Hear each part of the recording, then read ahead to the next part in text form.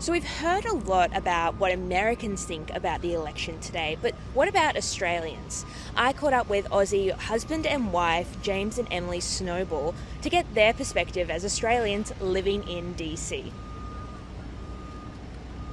I think one of the things I found with America is they love to pick their sides. So it starts with your high school teams, and everyone's got a really strong sense of camaraderie with their high school team. Then it moves through to college, and you see that especially as it gets through to the political level.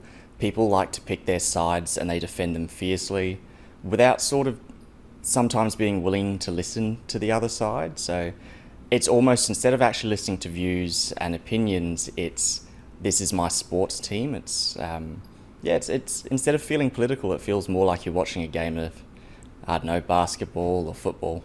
I almost feel like it's a little bit more difficult for people to vote here in the US, and they don't make it as accessible as back home. I know back home we can often vote on the weekend, for example, and whilst they do open early voting here, I feel like it is quite hard to vote early, especially hearing from my work colleagues who are American citizens and they can vote, just about actually getting to voting. And I guess a lot of people, and even someone actually in my own lobby building at work, didn't know how to vote, and she's been an American citizen for decades, so she wasn't aware of how to vote. I think that's the biggest thing, is that it's still foreign to a lot of American citizens here, whereas back home it's very open. You vote every few years, it's mandatory. Here no one gets fined. No one gets fined if they don't vote, and I think that's a really, really big difference. It's quite polarised, it feels like, at the moment. It's very much two big campaigns and two polarised sides of the US.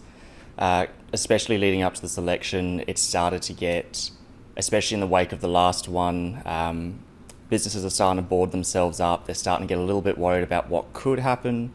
In general, people are still going about day to day, but it has changed sort of the feeling a little bit. We're trying to avoid going into the main side of DC just because of how everything is feeling. But in general, it's still day-to-day activities, just with this sort of overbearing sense that something might happen.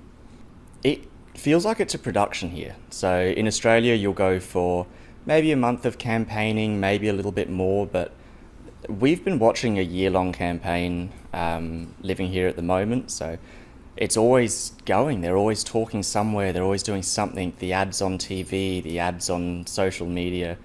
And rather than talking about policies, and it seems especially strong with the two current campaigns, it's more so like a slander campaign. So neither of them have much to say about what they're actually going to do. You have to look quite hard to figure out what either party is promising.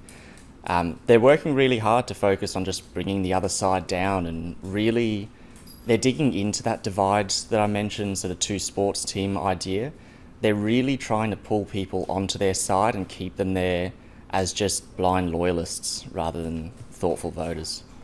Yeah, obviously can't vote and as an Australian here at the moment in DC, but I'm just hopeful that whoever is picked to become the next president, it's just calm and friendly, and there's a nice handover between the two. And I'm hopeful that whoever the candidate is that wins will keep up with what they've promised, and that it will actually help us moving forward living here in America as well.